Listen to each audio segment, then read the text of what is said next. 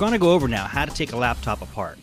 Now, I've taken apart many laptops, and though they differ from model to model, they seem to follow a general theme, and I'm going to go through my procedure for what I believe is the most efficient way to get the laptops apart. And this applies mainly if you have to get down to the motherboard level. The first thing I do is I pull the battery out. You don't want to have any charge in the laptop when you're working on it. Second, I'll start pulling out components one by one. Components that I can get to easily and that will be able to be removed so they're not connected to the motherboard, like the CD drive.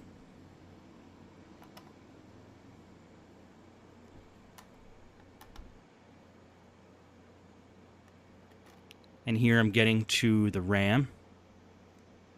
There's one stick in there. You just grab the two ends of the RAM holder and it'll pop up. Sometimes you have to use a device to get in there if it's too tight. And you pull the stick of RAM out. Then you have a wireless card. And wireless cards have that antenna. It's usually a black, gray, or white cord. It just pops right off. And again, the wireless card comes out just like the RAM does. Now we're going to get the hard drive out. And this laptop actually already has the hard drive taken out, but we'll take the cover off.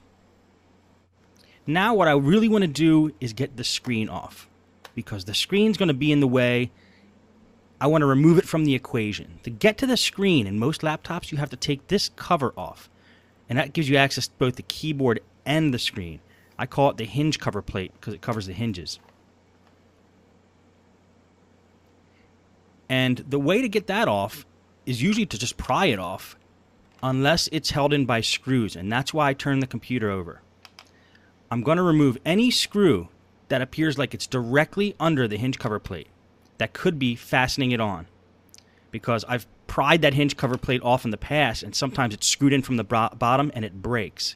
So rule number one, if you have to force anything off of these laptops, stop what you're doing. It's probably going to break. So I just play it safe and remove all the screws that could possibly be holding that hinge cover plate on. And the only way I'll be able to tell is when I go to attempt to take the hinge cover plate off. So just lining it up.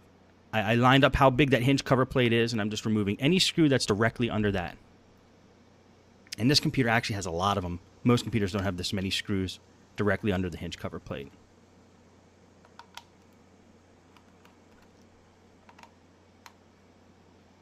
And that looks like all of them that could possibly be holding it in.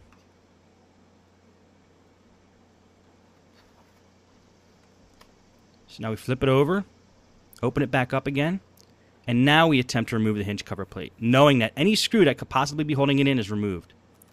And one way to get to it is to push down the keys and pry under the keys, being careful not to damage the keys when you do that.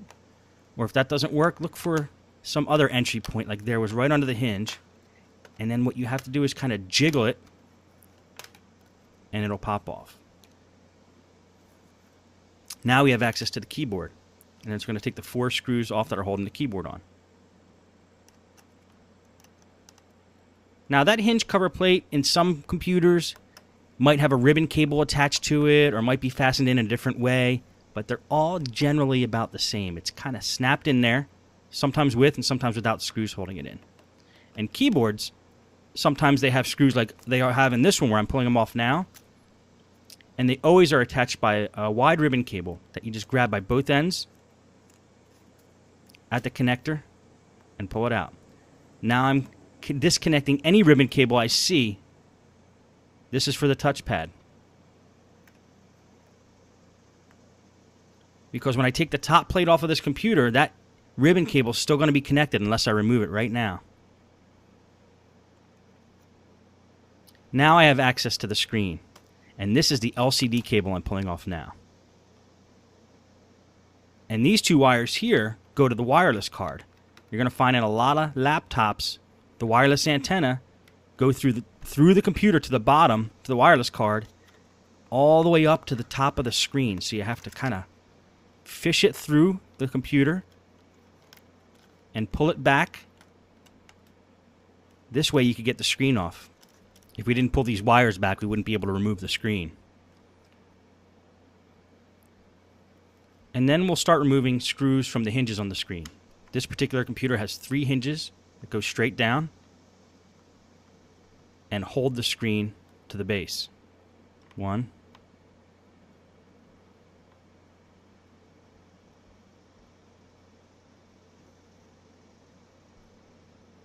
And they're on pretty tight, which is a good thing. You want these screws to be tight on a computer because these are the ones that are holding the screen on. You don't want the screen to be flapping around. And then we'll pull the screws out of the other side. Now, if you'll notice what I'm doing with the screws after I'm taking them out of the computer, I'm putting them loosely in certain piles so I remember where they go. And we're going to talk more about this at the very end of this video, so don't get too hung up on wondering what screws go back into the computer and what positions. We will address that because that's definitely a big question.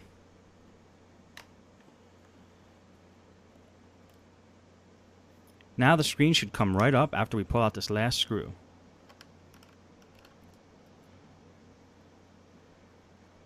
The screen pops right out. Now our objective is to remove the top part of the case from the bottom part of the case so we get to the motherboard. So let's get that ribbon cable unattached.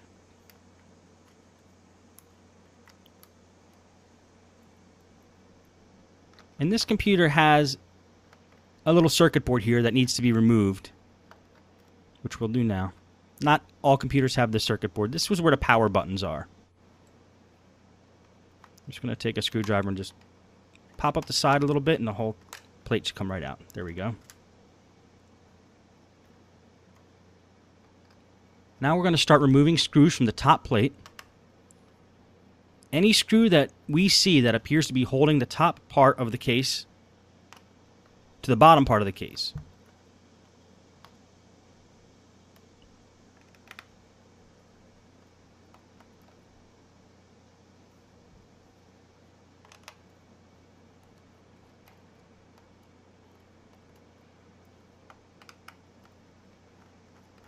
And we're going to do our best to find every one. And we'll know if we miss one because the cases won't come apart. And now we want to turn it over and remove any other screw that appears to be holding the 2 cases together.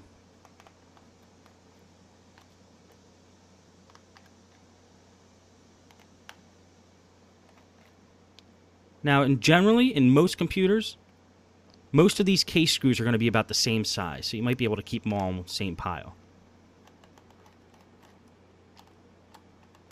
And you'll see in the case study videos, some laptops have markings next to each screw hole that tells you the size of screw that goes in there, and that makes it really easy for us. This computer doesn't, so we'll have to keep track of the screws with the system. And when it looks like you have all the screws out, try to pry the 2 cases apart. I don't have long nails, but I generally like to use my fingernail and kind of go along the edge.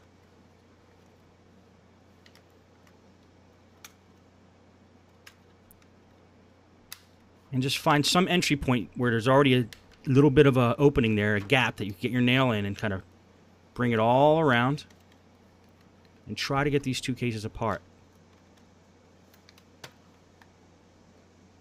Remember, don't force anything. And it looks like this is being held in by something, so let's check for screws. And yes, I forgot 1 screw on the top part of the case. Let's see what happens once we get that out. It's coming apart much easier now. So I'm glad that was in the video because I want you guys to know if it looks like it's not coming apart easy, there's probably a screw holding it in somewhere that you missed. Now we have access to the motherboard here.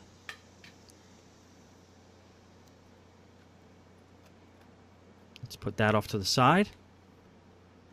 And we'll attempt to remove the motherboard now from the top part of the case. This big black device here is just the speakers, and that attaches with a connector to the motherboard.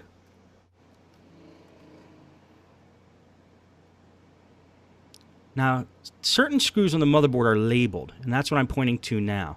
They have letters next to them. Usually there's white arrows, or there could be letters, like on this computer, that's basically telling you what screws you need to remove to get the motherboard off.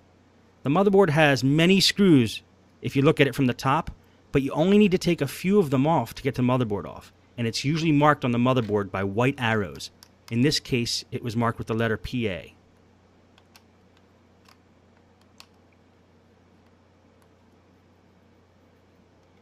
Now this little piece here is just an extension for the battery.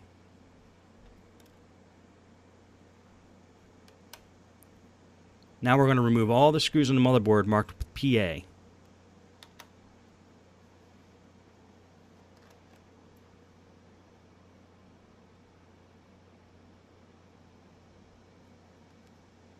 And when it looks like we have them all, try to pull the motherboard out of the case, gently. And you'll start to feel where the pressure is coming from if there's any other screws holding it in. And what this is here is the processor and heatsink and CPU fan. It usually all comes off in one big device and snaps onto the motherboard with a cable there. And if you notice those numbers, 1, 2, 3, right next to the screw holes, that's usually an indicator, and it will be on most laptops, an indicator of what screws hold in the heatsink over the processor, so you don't tighten them all down in the wrong way. It actually is a guide. It helps you as a guide.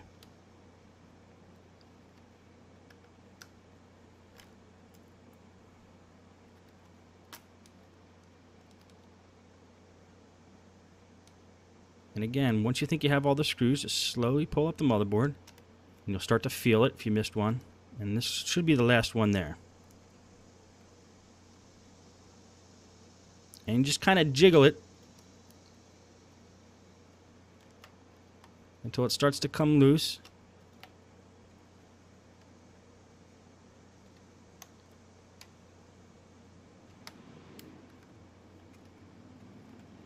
And pops right out. And that plastic piece I pulled out is just the holder for the PCM-CIA slot. I'm going to lay something down so there's no static electricity on the motherboard when I place it down.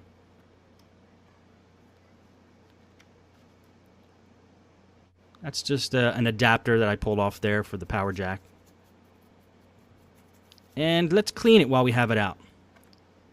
I always take the opportunity to clean the pieces when I get them out. And I use the paintbrushes for this. You're not going to have too many chances with these laptops where you're going to get down to motherboard level, so take advantage of it while you can and make sure you get it all clean.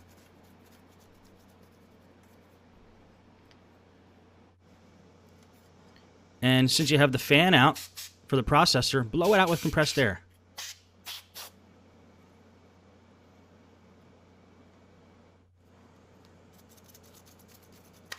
Now let's take the bottom part of the case and clean that off as well.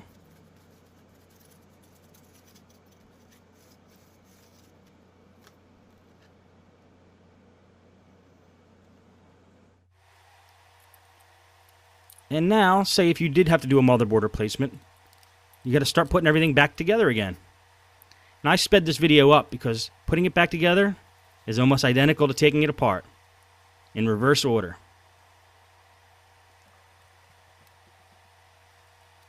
Put that power adapter back on.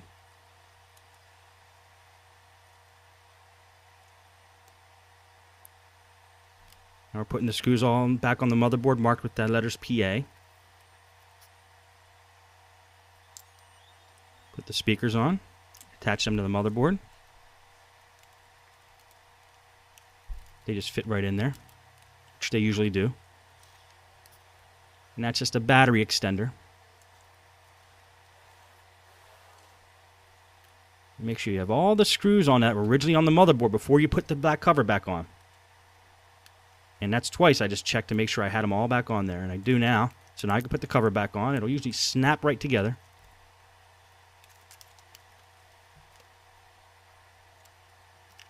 And now start putting the screws back in.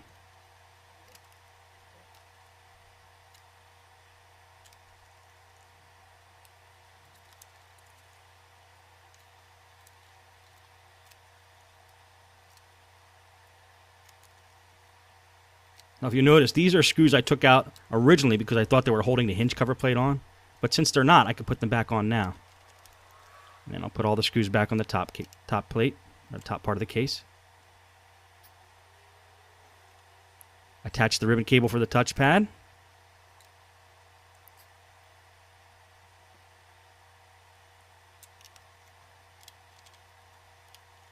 Looks like I put the wrong size screw in there, so I'm going to take a couple out. And put them all back in.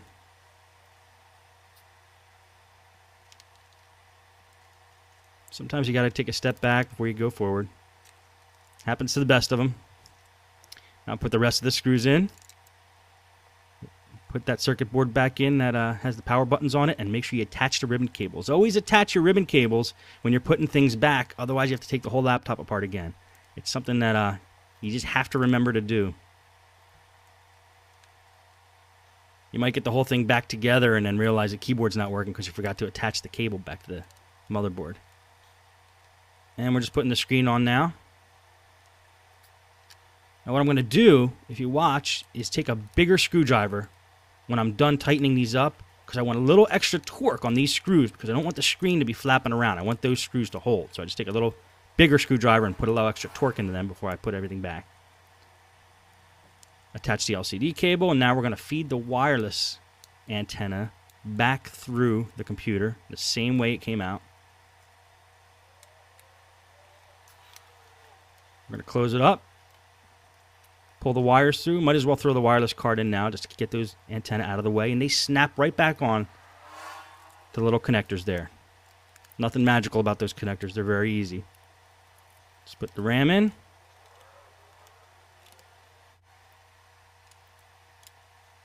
Put some remaining screws back on the bottom of the case here. Okay, let's throw the keyboard in. Attach it to the motherboard with the ribbon connector.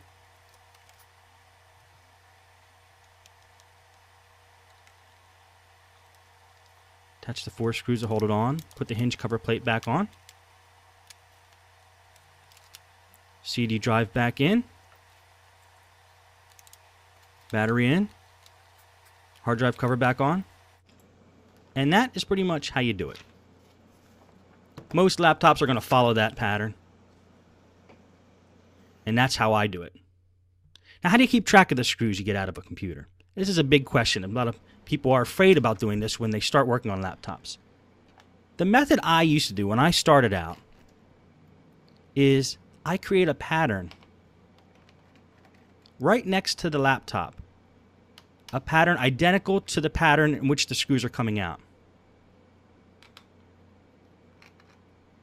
So if one screw is to the left of another screw, I place it on the table left of that screw. And I sped the tape up here. You'll notice that a pattern starts to form of the bottom of the case.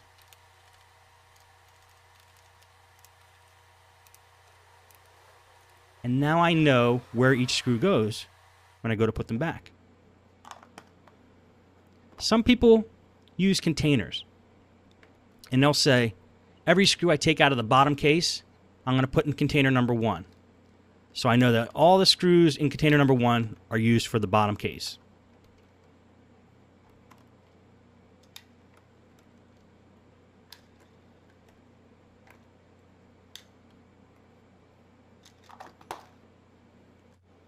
And then I'll get a second container. And this will be for maybe screws on the top part of the case, or screws holding the keyboard or the screen on. And then when you're down to motherboard level, there's more screws. So you could use another case for that.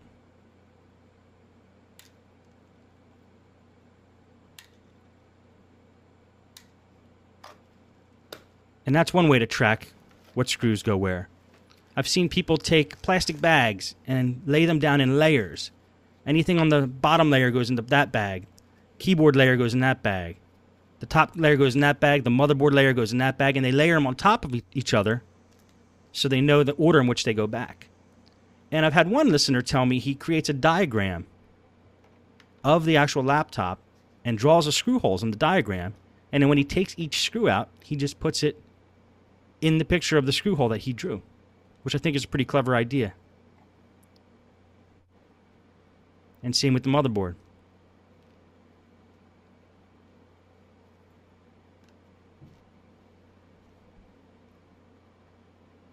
And he does that for each layer that he has to. Well, that's pretty much all you need to know for now.